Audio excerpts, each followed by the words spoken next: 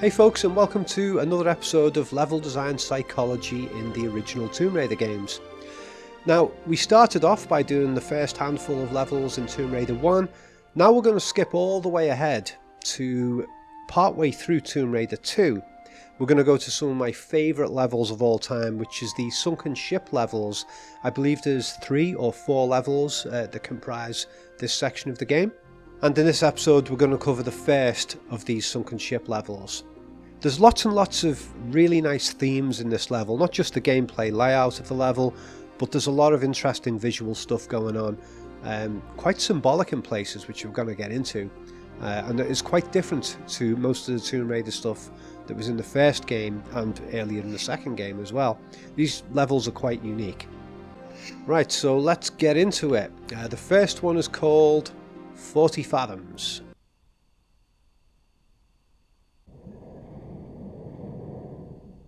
Right, so we start off at the bottom of the ocean. I'm going to get killed a number of times here because I just want to talk about a few things in the setup before we move on with the gameplay.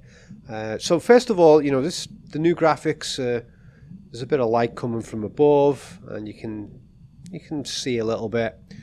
But the old graphics, completely dark up above. So I actually prefer the old graphics in this sense because it feels like you really are at the absolute depths of the ocean. We're so deep that you can't see any light coming from above, or we're at the bottom of the ocean and it's nighttime, hence no light from above and not even any moonlight. Actually, we'll just reload there. I'll probably reload a few times while I'm going through this stuff. So yeah, I prefer the atmosphere of the old graphics here. It's not realistic in terms of that there is light coming from somewhere above. If you look up, you can't see any light up there. If you look down, you can see there's light hitting the ground. That's not realistic, but I love the atmospherics here. And I love the ghostliness of the light, and ghostliness is very important for these levels, which we will get more into that as we go along. So we've been thrown in right at the deep end here, at the bottom, literally at the deep end at the bottom of the ocean. It's like, oh my god, I'm going to drown. Where the hell do I go? I remember the first time playing this and just drowning, going in random directions and not realising where I was supposed to go. That's something I haven't actually noticed before, is that there was a light on the submarine which goes off when it hits the ground. Nice little touch in the old graphics there.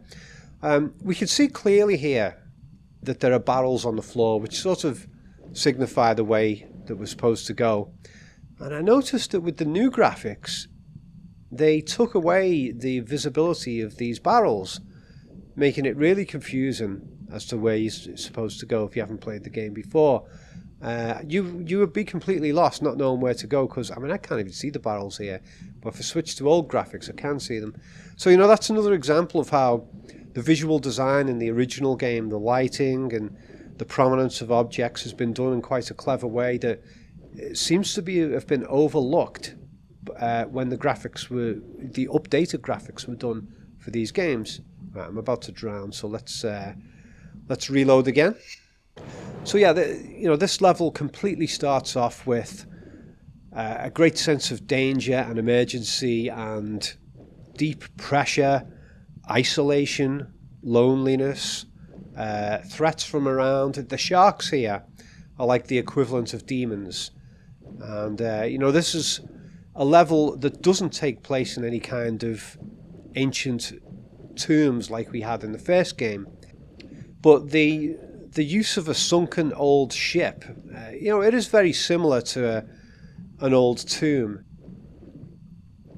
Oh, we actually got a bit of breathing space here. Yeah, but I think a shark comes in after us. Oh, yeah, there we go.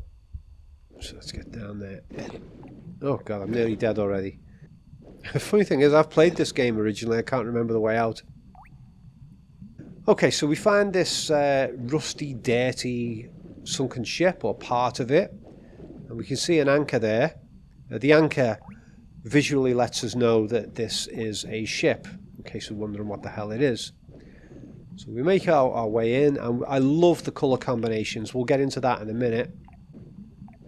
Okay, so if I remember rightly, there is a way up. Is it up here? Yeah, I think it is. Yeah, that's the way. Dear God, I died so many times the first time I played this trying to find my way out of here. If I remember rightly, there's a lever somewhere here we have to press. I'll probably have to do this again. Yeah, shark's got me now as well. Right, I'll have to start again. Fucking died again. Oh my God. I'm going to have to really concentrate this time. That was it. I forgot to use the breathing space that was available when first entering the ship. That's why I just died. Oh, there's the shark again. Right, so we go in here, and I think we can get out. Up here, where the hell is... Oh, where am I going? Down, down, down, down, down, down. There we are. Oh, okay. Oh, God, I actually felt like I was running out of breath there. Do you ever do that with video games? It's like your character is running out of breath and you sort of hold your breath yourself as you're doing it and you feel the sensation of drowning. Alright, so anyway, we finally got through. Now I can just relax and start talking about this fabulous level. So, straight off here, we've got a very claustrophobic situation, much more claustrophobic than most of the levels that we've had throughout the first Tomb Raider game and in this one too. And starting off here, textures. Something that always stood out to me with these levels from the very moment I first entered this level, the first time I played the game, back when the game came out, is the textures and the colours really stood out. You know, very intense colours. You got the contrast between blues and oranges. Blue and orange contrast at each other quite strongly. And that always looked really beautiful to me. And I think most of this first level in the underground ship follows that same colour pattern. But it wasn't just the colour patterns that I found impressive. It was the actual texture designs themselves. The textures are very, very well done. I mean, it's low resolution compared to what we have now. If we switch to the new graphics, the textures are more detailed, but I think they look better than the old one because they're brighter and they look more harsh, the old textures. The new textures look more smooth by comparison. The old ones look really gritty. And textures are so important in video games.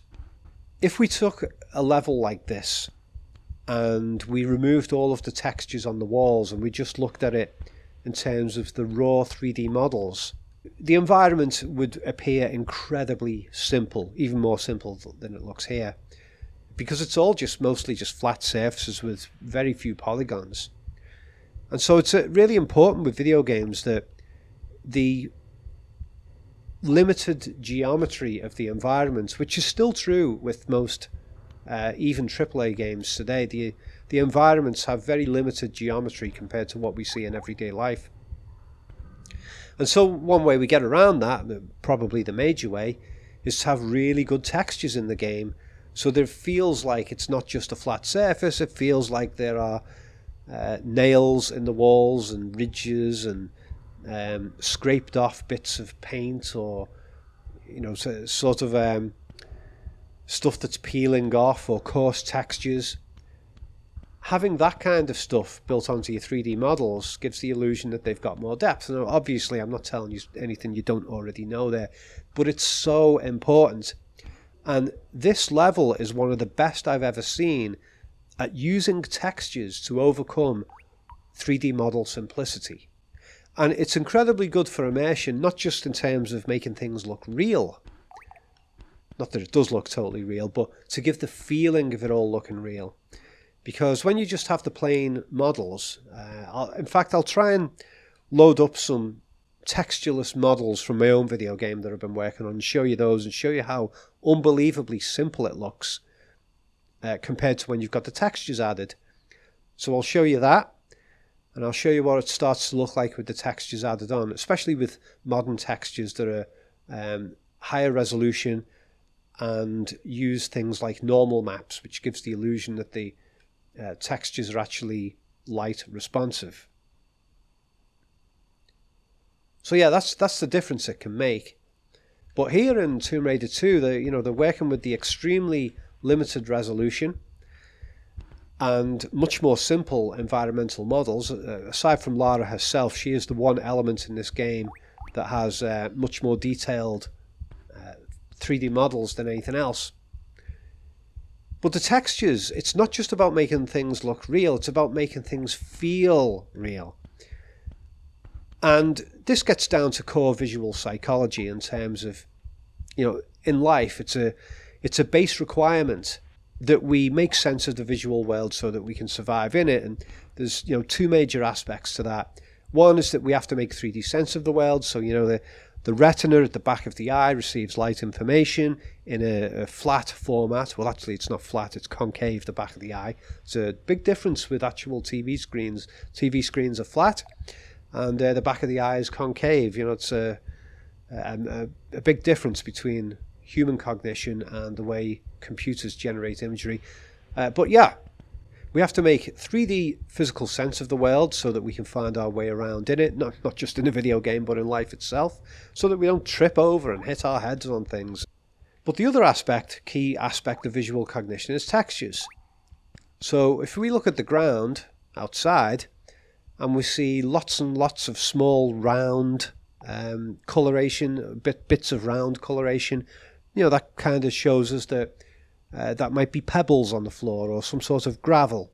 And if those sort of round areas of colour on the ground get smaller and smaller and smaller, then in that case we know that it's not just gravel, it's a very coarse texture, like, I don't know, sandpaper or something like that. And so as we go through life and we look around at various objects and we unconsciously make 3D sense of them, we form 3D models of the world that we're seeing outside so that we can navigate in it. We're also feeling textures in our mind. So you can look at a wall that's got a very harsh, coarse texture, and we can simulate in our mind, and we do this automatically, that if we touch that wall, it's going to be quite coarse to feel. And that it won't feel very nice at all if we rub our hand across that coarse texture. And we can see that here with these rusty walls. If we were to put our hand on one of those walls and rub our hand across it, we'd probably get some scrapes on our hand. And with these floorboards as well, with these planks of wood making up these boxes, if we rub our hands across them, we'd likely get splinters. That's the kind of thing that's important about textures. We can look at another surface and it'll be a very smoothly coloured surface, and we know that that's a smooth surface. We can run our hand across that and we don't run the risk of cutting our skin. So that's the importance of textures, textural understanding, and that's a big part of how adding textures into a video game makes the game feel more real. In our mind, unconsciously, we are feeling them. And so an important little aspect of that here is that Lara is barefooted. Now, they could have put some sort of shoes on here of some kind, some flippers or, some sort of footwear. But the fact that she's barefoot in this environment of harsh textures, I think makes the environment feel quite a bit more dangerous. Now, playing through this level recently, after many years of having not played the game, I had forgotten how to get out of this room, and I spent a little while in this room being confused. So let's have another look at this. Okay, so we've got this little area here. I think we can climb up here, can we? Yeah. And we are supposed to get into here. And on the recent playthrough, I spent a lot of time mucking around, trying to jump through to this hole, trying to find a way to leap across there. And just hitting my head and stuff like that. And I was racking my brain trying to remember how the hell do we get over there. And then I was like, oh yeah, they've hidden a pathway out under here.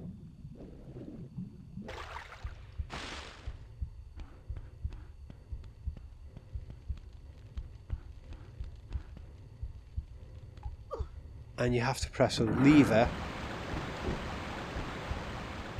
which removes a lot of the water. As we can see, the water's gone. Down we go. Yeah, and then we make our way back up there.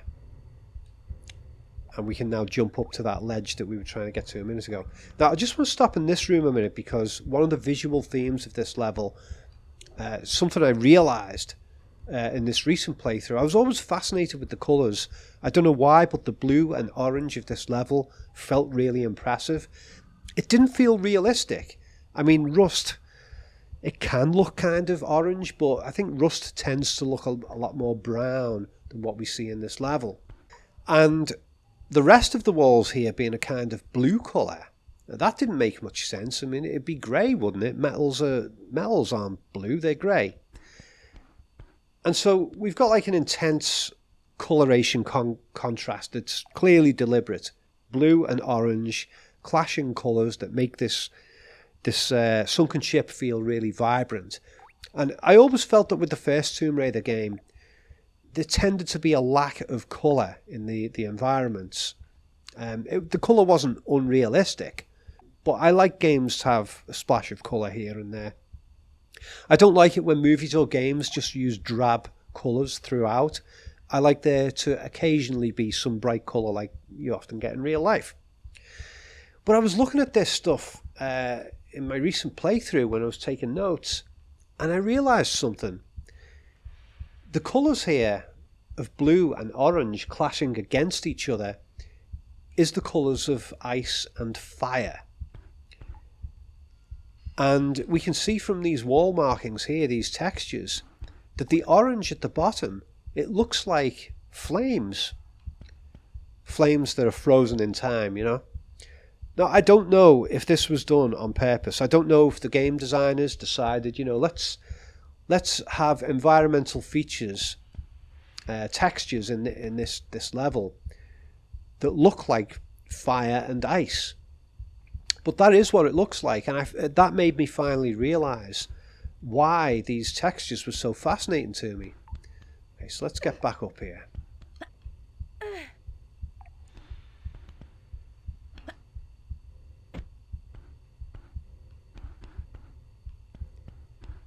so we're looking up at the top there. And again, we can see it up there. The orange tends to look like flames.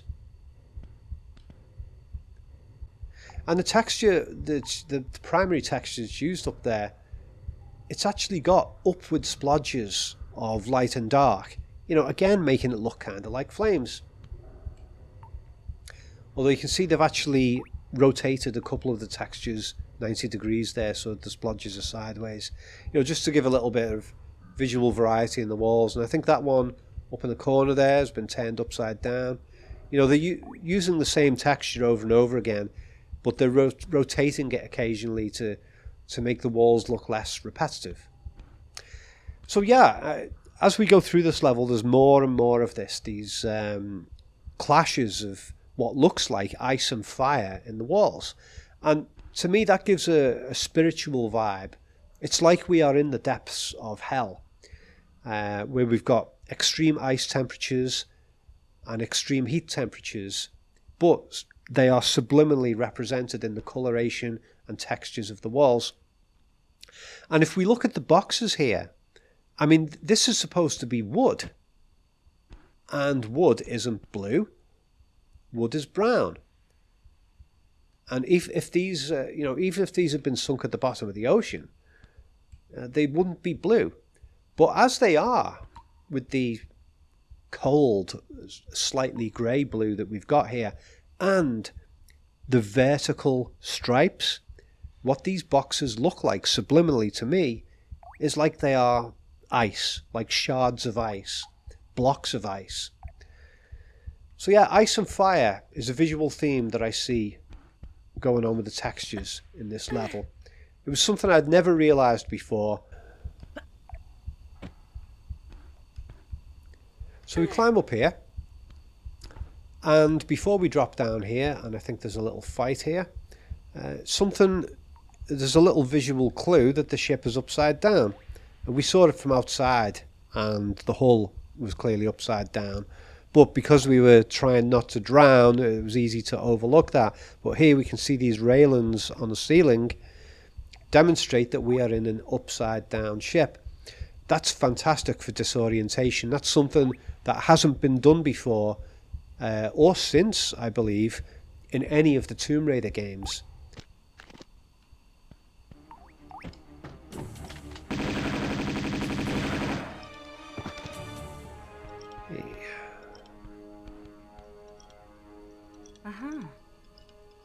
Now, if I remember rightly, you can get these things to open by just running across the corner of it.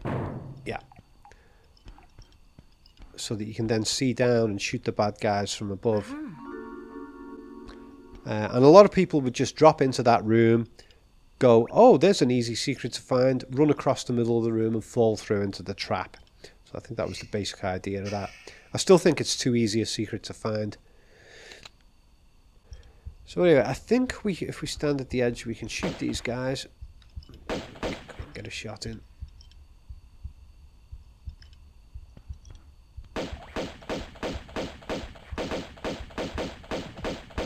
There's one dead. I think there's another one down there. This guy's hovering in the middle of the air. That's one of the difficult things about having dead bodies in games is you don't want to have the computer have to continue dealing with the physics of the body. You just want to freeze the body in place so that the game can just continue dealing with the physics of the Lara character and any other living NPCs. But if that body has died in an awkward position like that, then it gets suspended in midair and it looks kind of silly. But the cost of having to continually... Oh my god, he shot me from down there. But the cost of having to continually have the computer run the physics procedures on that dead body is it's just not worth it. I think I killed one.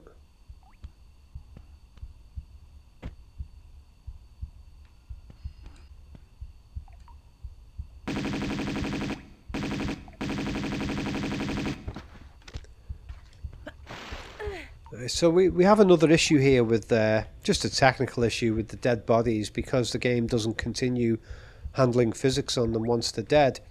This guy is sort of floating in the air and we can't get to the item he's dropped, which is a medikit by his foot, because if we go on there we can't stand still to collect it. So you know, it's a small technical error in the game.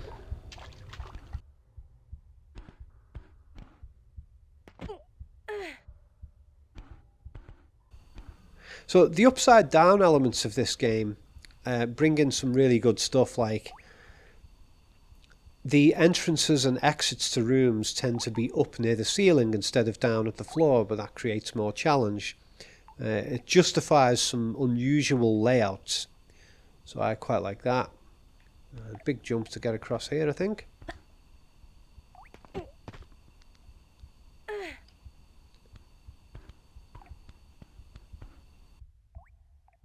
Just a couple of things before we continue here.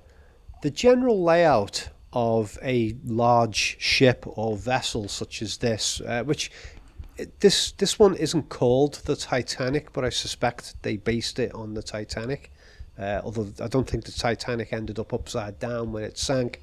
But I think they got the idea from the sunken Titanic ship. You know, a huge ship that's like a maze inside. Now, we all know about giant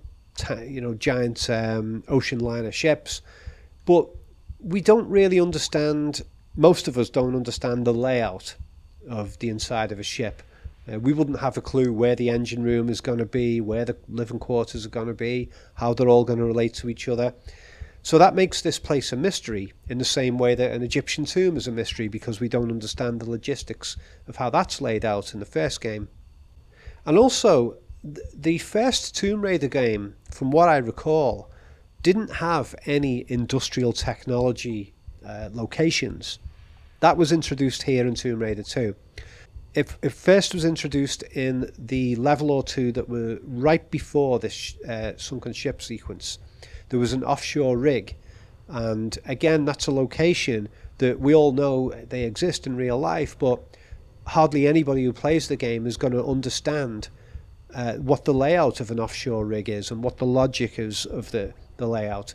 So the offshore rig levels, they felt like a sort of a mysterious environment. Sure, it's a modern environment, but it's an environment where most of us have never actually been before. How many people have actually been to an offshore rig? I've never been to one, so I wouldn't have a clue what the layout is. And so the game designers can take advantage of that and manipulate the layout in ways that are unrealistic but suit the gameplay. And they can do that without the player going, oh, an offshore rig wouldn't be designed like that. And they can do the same here with this sunken ship. We don't know the layout of an ocean liner, so they can play around with that and turn it into a maze. Also here, we've got flickering lights down there. Let's just jump forward a little bit. And for me, the flickering lights makes this feel like a haunted house again. You know, it's I do think there's a subliminal haunted house feel to this whole level, to this whole sequence of levels in this underground ship. And that's added to even more here, that if you turn the sound up, there is a subliminal heartbeat that's been added.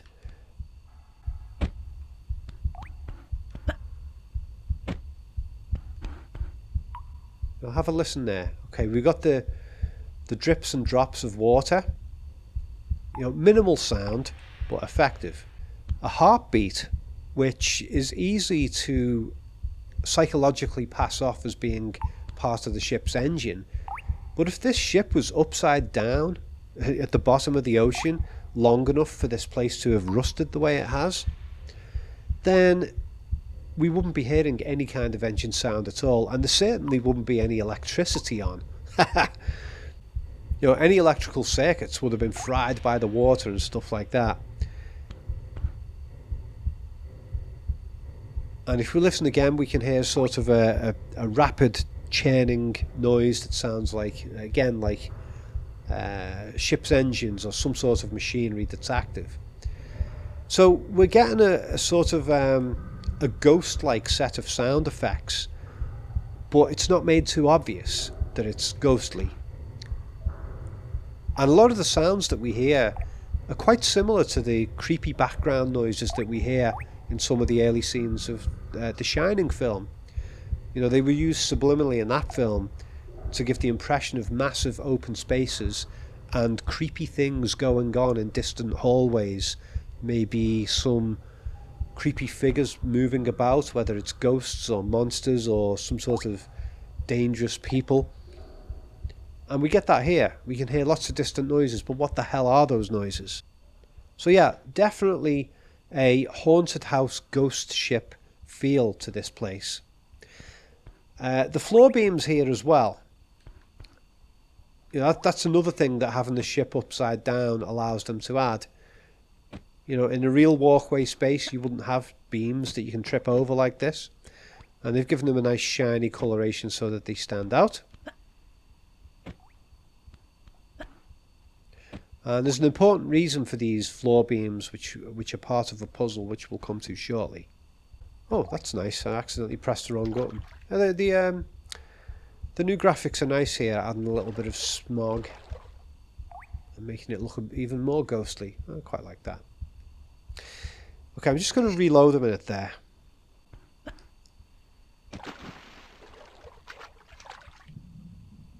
Okay. So a nice little exterior view. We've got the bubbling noise of the water out here. I'll just turn that up.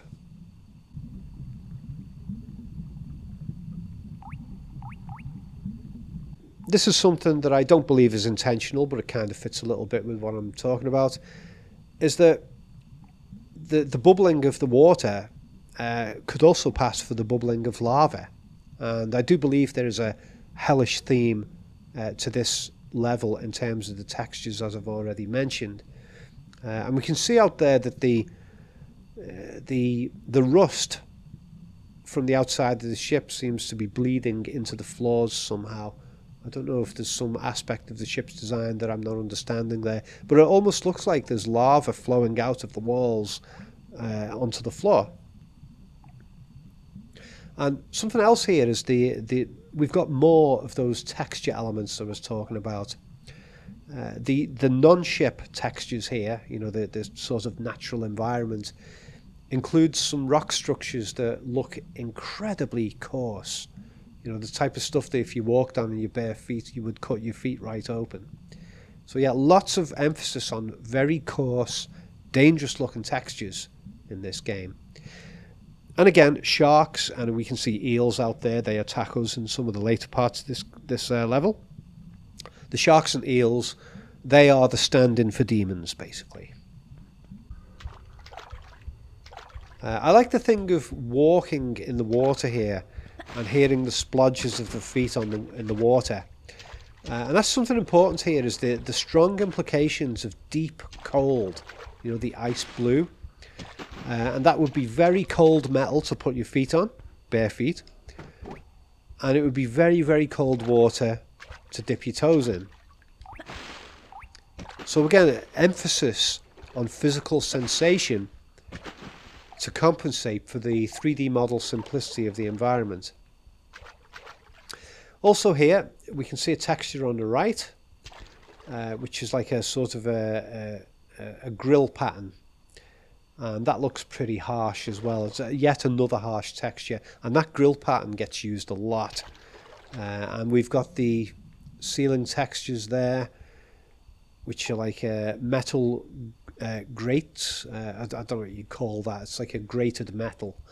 And again, if you walked on that in your bare feet, it would kind of hurt your toes and ankle, your heel a little bit. Let's just have a little look over here. So quite interesting here. We've got blatantly flat textures here displaying pipes and stuff. And obviously they didn't put actual 3D pipes there because that would increase the amount of processing. It would increase the number of polygons in the level, and the game would possibly struggle with the hardware at the time to have those 3D pipes there. But we have got these pipes in this area which are 3D. So isn't that quite interesting? We've got actual 3D pipes and we've got blatantly flat pipes. I think they've been introduced at the same time so that one of us makes us accept the other. You know, it's quite important that I may have talked about this in one of the earlier episodes in this series, and that while we can consciously stop and look at these environmental features and say, yeah, that doesn't look realistic, when we're actually playing the game, when we're concentrating on how to find our way out of a certain area, how to solve a particular puzzle, in those moments we're not consciously stopping and judging the textures or the 3D models of the environment. In those moments, the unconscious is just automatically processing them as if they are real.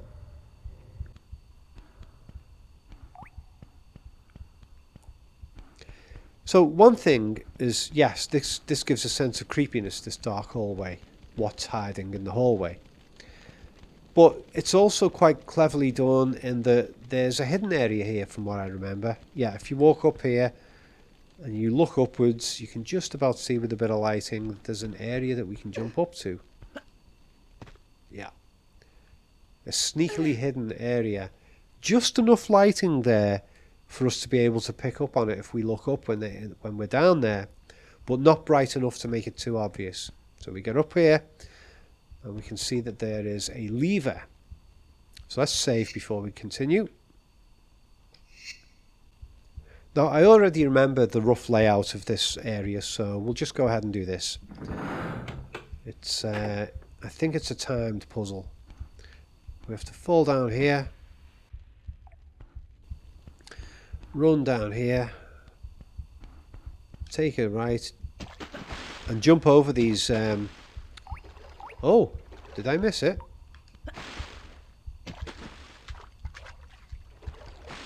Ah, I got it wrong. It opened a different door. Right, let's go back up there. So anyway, let's just do this again.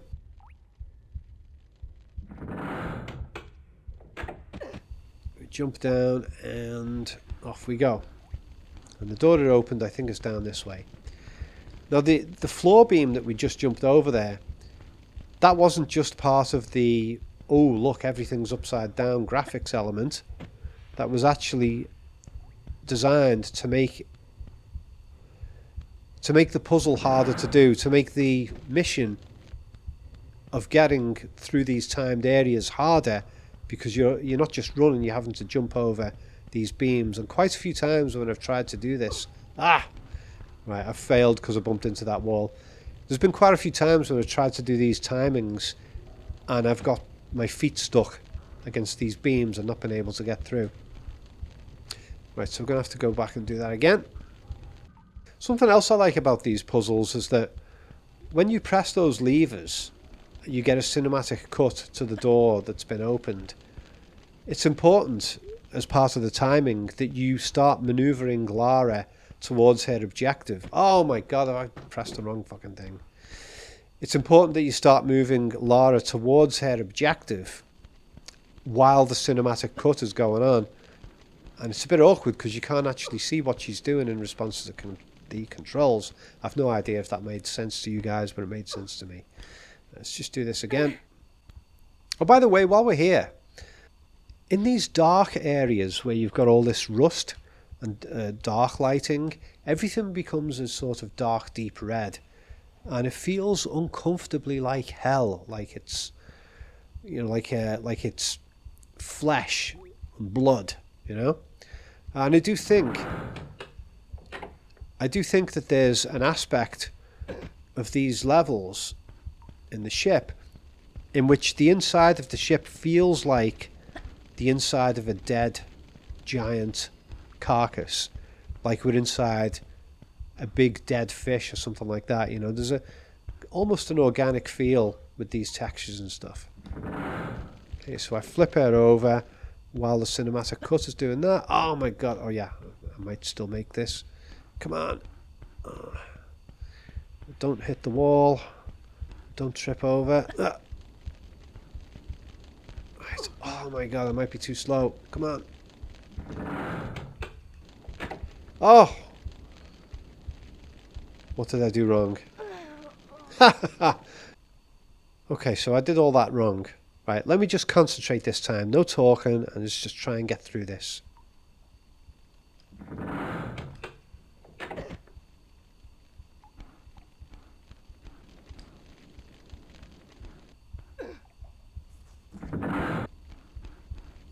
Oh, God, hit my feet again. Fuck. Seems to be doing a lot better here.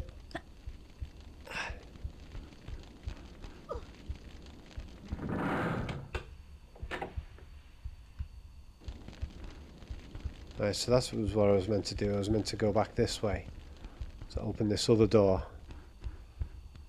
Ah, no. Please don't close.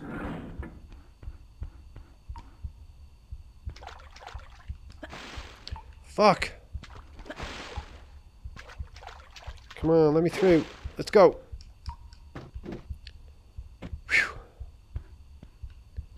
Made it.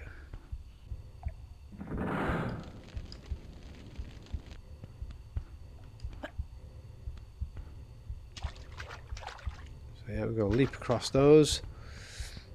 Now, if I remember rightly, we have to run back and do that other lever at the end. So we've got two sets of flames have been turned off, and then we can get through. Oh, that worked out nicely.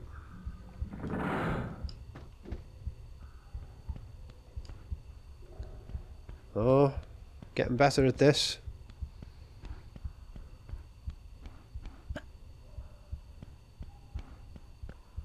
Oh, one more lever. Let's hope we don't die. And we're through. Okay. Whew. Okay, while we're here, note that we've got flames there. And, you know, this is an upside down ship. Why would there be flames that come out of the ceiling? That doesn't make any sense as far as I know in terms of the mechanics. of how a ship would be built, but it's in there anyway. So yeah, the fact that we are unfamiliar with how a ship is physically designed, plus the fact that this ship is upside down, that allows the game makers to put all kinds of elements into the environmental structure that actually don't make sense. Another thing about the flames there is that, remember I was saying about the environmental textures seem to be about ice and fire, giving this environment a hellish feel. Well, there you go, you got flames like you would find in hell. Nice door texture there as well, combining shiny metal and rusted metal. Okay, so we're up to a new bit here. Oh, if I remember rightly, this is a pretty awkward swimming challenge moment with timed elements. There's the eel. A nice little trick I always like to use with this bit is to trick the eel to come out, and then use our weakest weapon, because we've got infinite ammunition, to kill that eel. Is it dead? Oh, there it is.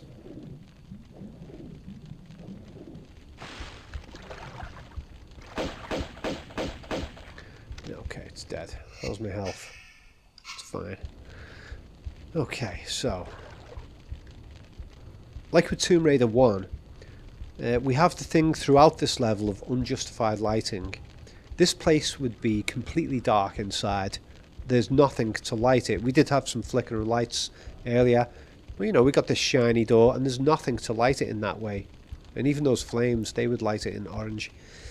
But yeah, I already talked a lot about the ethereal, unjustified, spiritual lighting in the first game. I talked in the videos about that, so I won't go on about it here. Okay, so we've got a timed challenge, a swimming timed challenge, so let's just complete that.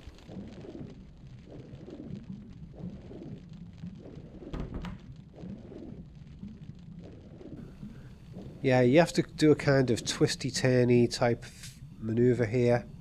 Where is it? I'm sure there's a... Oh, there it is. A lever to press. And that gets us back down. Again, we have to do the twisty swimming... Spiral twisty swimming maneuver to get back down there. And there it is. And there should be a secret here. Let's grab that while we can. Oh god, my health is really low. I might be able to do this without losing health, but I doubt it.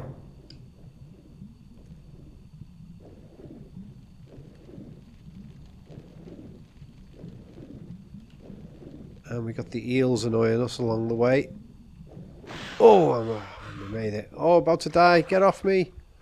Ah. Come on. Right, so we're back to hearing industrial type noises again here. What's this area that we're coming to?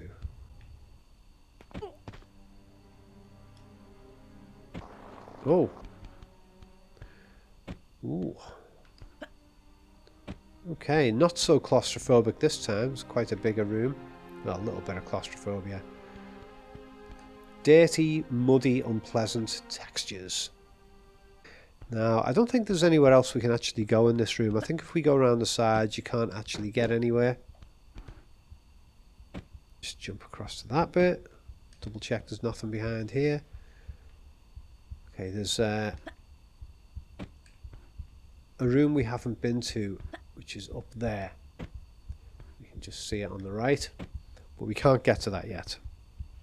Okay, as usual, hang off the edge to make sure that when we drop we don't fall a large distance and hurt ourselves.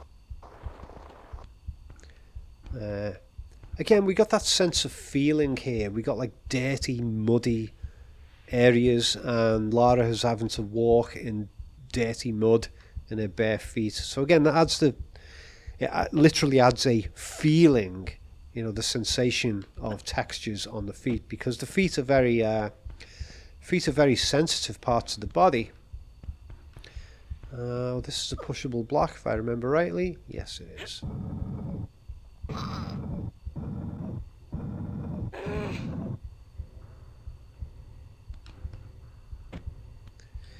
Okay. By the way, on the issue of Lara being in her bare feet for this whole level, and in fact the entire underground ship levels, I did read some sort of a psychological study quite a few years ago that was talking about how vulnerable people feel when they are in their bare feet. And what they'd done in this study is they'd asked lots of test subjects to sleep at night without a blanket covering their feet, to have their bare feet just open to the air while they slept. And according to the test results, a lot of the people had very disturbed sleep because their feet were not covered. Isn't that interesting? It seems to be like the feet are a very physically sensitive part of the body. They have to be, because we don't want to step on sharp objects and hurt our feet.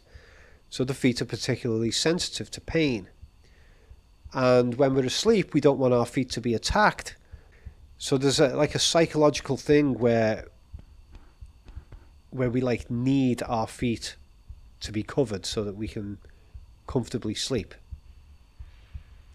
Maybe that's a trained thing where we are so used to using blankets in modern society that we now psychologically have trouble sleeping without them, even without just our feet uncovered.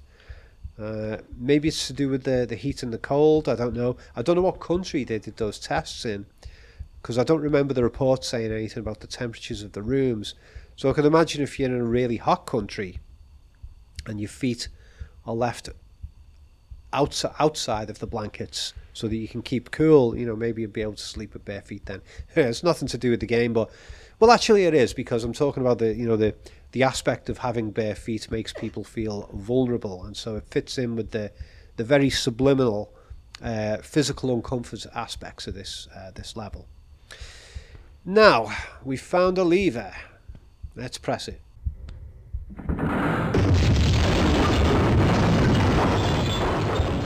Okay, that was one hell of a camera shake and one hell of a noise. And as we can see, the room has altered over there. The ceiling has opened and has let through a load of that dirty mud. And whenever we press a lever that changes the environment like that, it always has to be off screen that it occurs, because the simplistic, blocky graphical nature of these levels doesn't allow for the animation of having lots of mud fall through that ceiling. So it has to happen off camera and be implied by a sound effect. And that's fairly consistent with these Tomb Raider games. Okay, so let's get back down there. So what did that allow us to do? I can see 2 ceiling holes that we can now climb through. Let's do this one first. Do they both lead to the same room, I should say. Let's jump up and find out. Oh, as we can see from the wall on the left, the other ceiling hole down there leads to the room next to this one. Okay, so we're in here and we're supposed to get up there. Somehow I think we can't. Let's go and see what the other hole was going to show.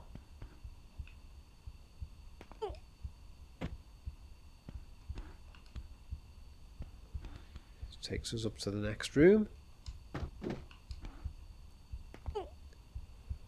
Oh yeah, this is the room we'd already been in, as we can see from the broken ladder there. But because we opened a hole in the ceiling, it let a lot of this mud through, changed the room, and now we can get back up to there.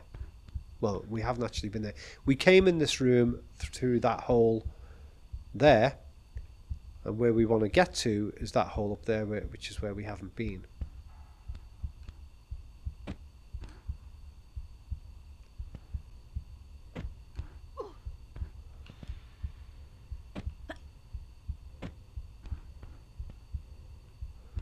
If we just climb up here.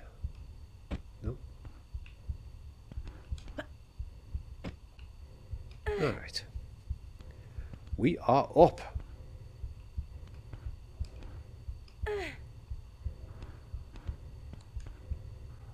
In terms of memory usage, we can see another texture here that hasn't been used before. This one that I am facing right here, that particular texture has a much larger sort of shredded area in the middle. Rusty shredded area. You can see that one's used again over there.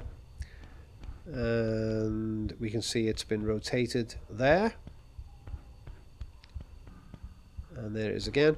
And we can see here that if you place it in one position and then rotate it 180 degrees and place it next to the previous one, then the two of them together, even though it's the same texture, that creates one larger rusted area texture going across. That's quite good. And we've got a lever there. About these levers, it would have been easy to make the levers sort of like visually prominent by having them be a standout colour, you know, like a shiny metal.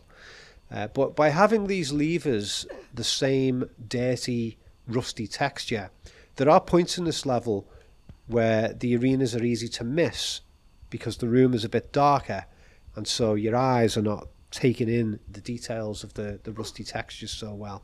And that gets used to hide levers in rooms that you could easily miss. Oh, okay. So that opened that door, but I don't even know where that was.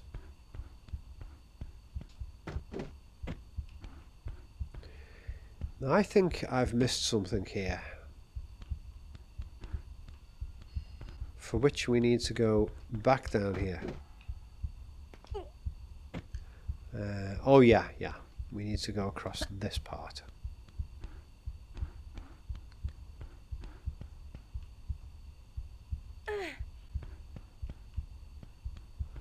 Nice snake-like hallway here. No justification for why it's snake-like.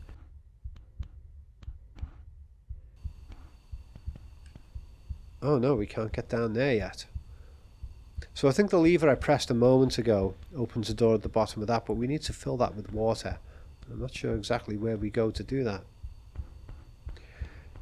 Yeah, disorientation emphasised again with that snake-like hallway. So I seem to have missed a lever somewhere. Where will that lever be? You know what? I think I missed something in this room. I said that we couldn't get all the way up there, but maybe we can.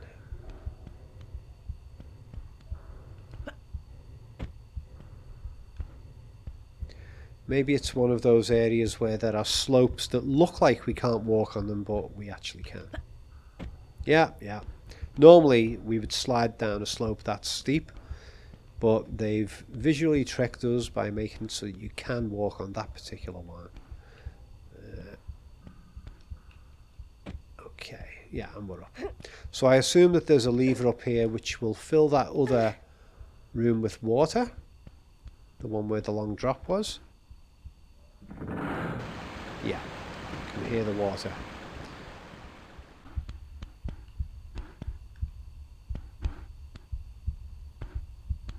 By the way, just a little something there. I do like the sound of her feet on these floors here.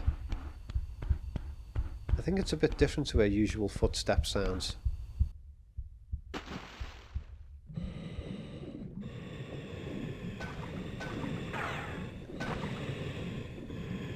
Oh, wrong way. Oh, come on.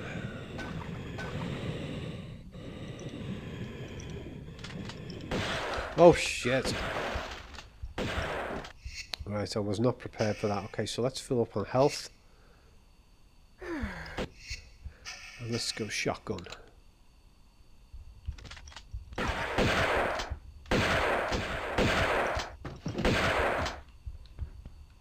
Good.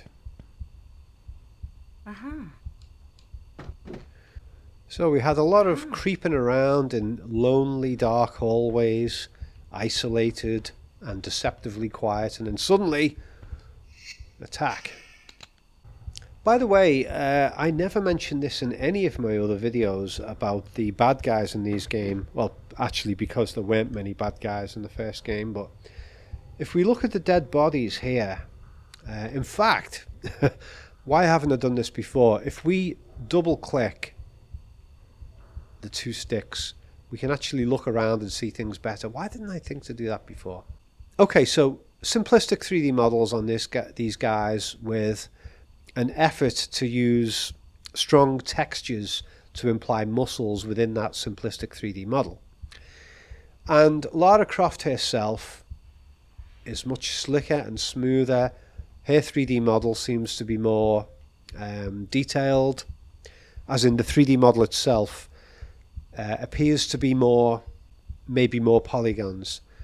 But also, it seems like a smoothing effect has been applied to Lara's model. Actually, if we get up close, we can see that the model is quite simplistic. But it looks less simplistic because texture smoothing is being used to hide some of the corner edges of parts of a model. Let's look at the face there.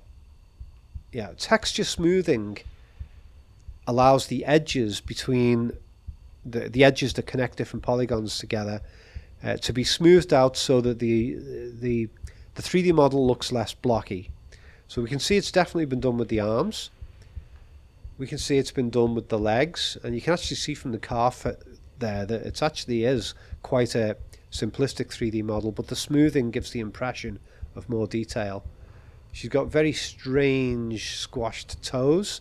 She must have been wearing some seriously restricting high heels at some previous point. Yeah, and there's virtually no 3D model element to the eyes at all. If we move to the side of her, I can't really get deep up close. I want to get closer than that. But you can see there that the eyes are just a texture. There's no 3D model element to the eyes at all. And I don't think there's any 3D model element to the ears. I think they're just flat, yeah. So yeah, it's just good to have a little closer look at how she is modelled. The guns are quite well done. They're simplistic 3D models, but they're nicely textured. Yeah, you know, fingers, there's no 3D element to the fingers at all, or the gun. They're very simplistic 3D models. And smoothing has been used on the chest, of course. But yeah, the reason I was bringing that up is there's another aspect of these bad guys that I think is kind of important, although not necessarily deliberate. I do believe that the unrealistic look of these guys is mostly down to the limitations of the 3D model. But the way that they are textured makes them look like monsters or demons. You know, their arms don't look like human arms. They look like, I don't know, gorilla arms, ape arms, animal arms. And their chunky faces. Let's see if we can get a look at this guy's face.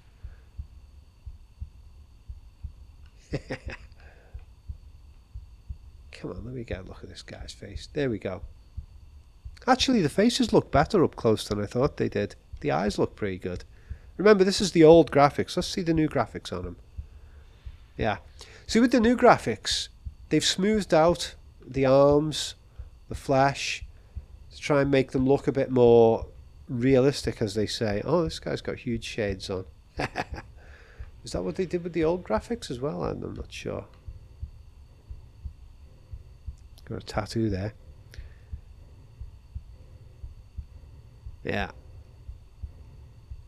But yeah, with the new graphics, they've made them look more human. But I like the fact that they look like monsters in the old graphics. Oh, before we go through there, I just want to mention something else here about the way these enemies are designed.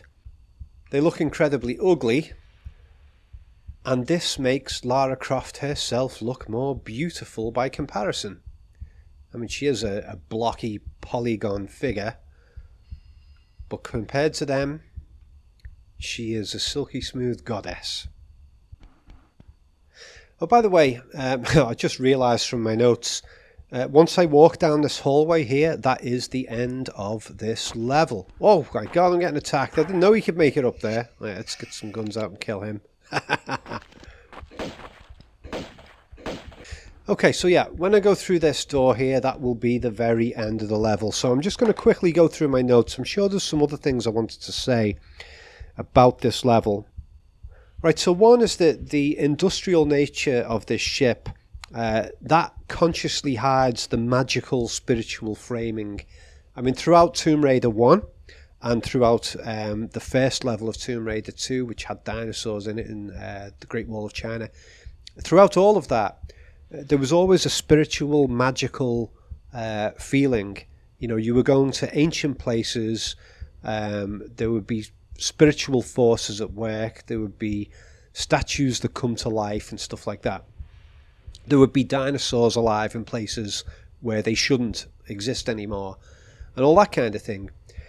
Now, this level and the rest of this whole set of ship levels, they maintain the feeling of a magical, spiritual, other dimension type area, but they don't use obvious spiritual references.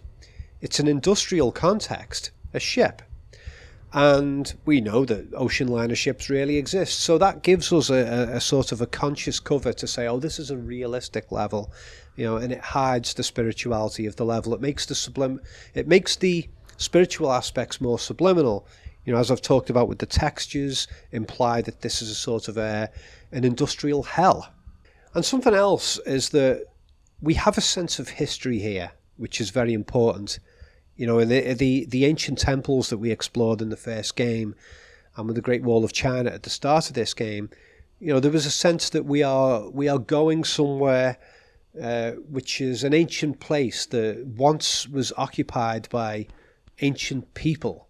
And this is the same thing. It's, you know, it's like an underwater temple. You know, we associate ancient technologies with ancient Egypt as well, and that's, you know, put forward in the first game.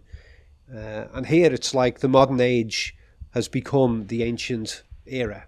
I mean, we don't actually know how long this ship has been down here. Did this ship sink a year ago, 10 years ago, 50 years ago? You know, it's hard to tell. So it kind of feels timeless. And it feels like the ghosts of the people who used to occupy this place might still be here somehow. I actually find it really interesting that there's no skeletons anywhere of dead people. You know, if this was some sort of an ocean liner ship or a cargo ship or something, and it sank to the bottom of the ocean, you would expect there would be a lot of dead people whose bones would remain in these rooms. But we haven't got any of that. So all the bones are suspiciously missing. Again, I'm not saying that has been deliberately done by the makers of the game. They wanted to keep the polygon count down for all of the rooms. But wouldn't it have felt incredibly like a haunted house level if there had been skeletons of the dead propped up all over the place? But nevertheless, it does. The level does carry the feel that there might be the ghosts of some missing dead people. And we also have the element of which we had with the first game, is that we're exploring these ancient ruins, and it's left to us to sort of wonder, what was this place like before it was a ruin? What did it look like? You know, for one thing, if we flip the level upside down again here, so we can see the actual layout of when it was the right side up, that gives us a little bit of a clue. But what did this place look like when there was no rust, no dirt, no water flooding up the place? And what were the people up to? What did they do? What kind of equipment was in here? There's always a feeling with these kinds of worlds in Tomb Raider where there's two worlds. We are exploring a world as it is now, but we're also pondering what it once was like before it became a ruin. And the last thing I want to mention about this level is that because it's at the bottom of the ocean, this is like a haven. You know, there's this funny little paradigm that gets used sometimes in certain horror stories, such as John Carpenter's The Thing or Stanley Kubrick's The Shining. You get this paradigm where you are stuck in a threatening, dark, scary place that's like a maze, and there's some sort of a threat there, some sort of monster or ghosts or something like that, and you're terrified of it. But you can't leave the place, because if you go outside, you will die. You know, both in The Thing and in The Shining, the characters are stuck inside the either the camp in The Thing or the hotel in The Shining, because it's, you know, sub-zero temperatures out there. It's absolutely freezing. You go out there for long and you are going to freeze to death. So you are stuck in the haunted, terrifying place. It might be a place that scares the hell out of you, but you've got nowhere else to go. And that's a terrifying thing. And we've got that in these levels here. You go outside this ship, and this was established at the start of the level, and you will be stuck in very dark waters with sharks that are going to eat you if you don't drown first. You cannot survive outside this sunken ship. So no matter how creepy this place is, you have to stay in here. Okay, so that is the end of this episode. Let's see which level is next. The next one is quite a bigger level called the Wreck of the Maria Doria. I think that's how you pronounce it. We'll be doing that as the next episode, and then we'll be moving on to the next ship level after that called Living Quarters. Both of those are fantastic. I can't remember if there's a fourth level to the sunken ship portion of the game. If there is a fourth level, I'll be doing an episode on that as well. So it's all fantastic stuff, and you know, we've had a concentration on claustrophobia in this particular level, and things open up a lot more in the next level, the Wreck of the Maria Doria. Right, so that's it for this video. If you enjoyed this, if you've not seen my videos before, then make sure to check the channel videos here, because we've got 3 other episodes, long episodes, on levels from Tomb Raider 1, and there's plenty more of them coming. If you're really interested in level design, especially the psychology of level design, then you will want to subscribe here, because there are not many people on YouTube doing these kinds of videos about games. You know, mostly people are doing just playthroughs where it's like, hey, I nearly got killed, oh my god. No, here, this is an educational approach to exploring the games.